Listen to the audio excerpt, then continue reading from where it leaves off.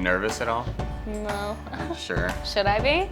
I think so, because I've got some really hard-hitting questions Okay. here. Did you like making Gimme Shelter? That was so hard. I know, they're only getting harder from here. Yes, I did. I did. It's really funny because watching the film, all you see is the pain and the frustration and the sorrow behind the character. But for me, because I was diving into it and I knew that it was so far from myself, it was really exciting at the same time. So it's not, as soon as Ron, my director, would call cut, I would just be just pumped up because I knew that we were doing work together that was really special. Now, I've heard you say you don't want to take on a role that doesn't scare you. What about this role scared you? I mean, the fact that it's in a world that I really know nothing about. I feel like I grew up pretty sheltered for the most part and then got into the industry at a really young age.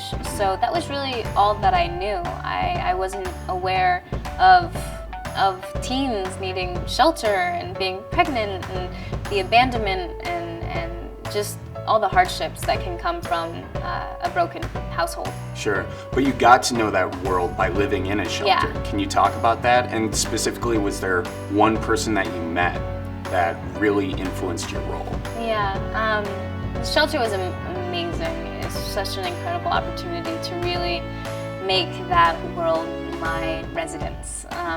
I went there for about 2 weeks before we started filming. And at the beginning was definitely in a state of shock, just because it was such a different environment and they told me no phones allowed. So of course the first thing I did was go upstairs to my room and call my mom and tell her that I was freaking out. But then sure enough, I got over that. I got out of my own way and just started putting in the work. And Darlisha was one of the girls. She's actually in the movie. And my story, the events with her mother, that's her story. Right. So she would sit down with me and just let me ask her questions about her past and what's happened to her.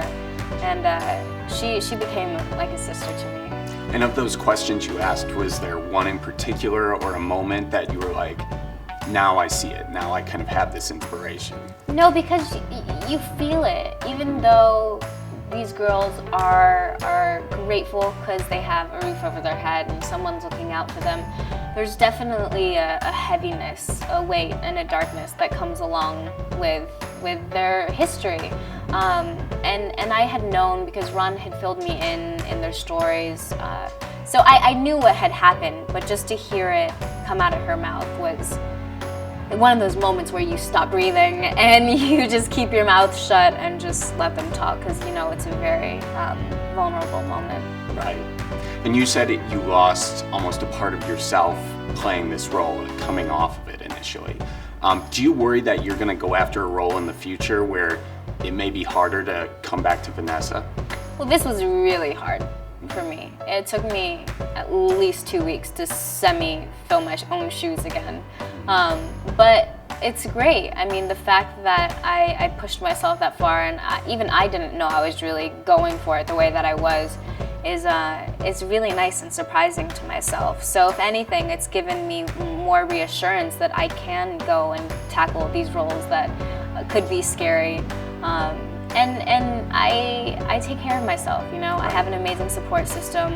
I support my own self very well. So just as long as I continue to do that, I can take anything on, I think. Final question real quick. When you were in the hospital and your eyes were closed and James Earl Jones was talking to you, in your mind, did you envision Mufasa or Darth Vader?